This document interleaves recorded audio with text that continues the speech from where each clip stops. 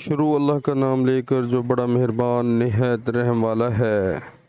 اور ابو حزام سلمہ بن دینار نے سہیل بن سعد سے روایت کرتے ہوئے کہا کہ لوگوں نے نبی کریم صلی اللہ علیہ وآلہ وسلم کے ساتھ اپنی تہبند کندھوں پر باندھ کر نماز پڑھی۔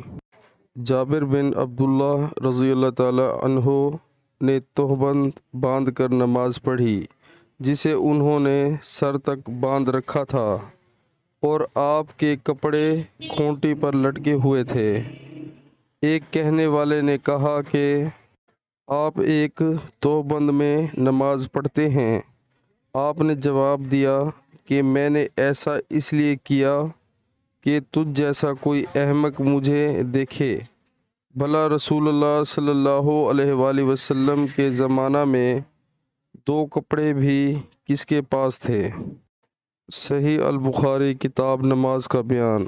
نماز میں گدی پر تہمت باندھنے کے بیان میں پیارے مسلمانوں، اللہ تعالی ہمیں حدیث پاک سن کر اس پر عمل کرنے کی توفیق عطا فرمائے، آمین۔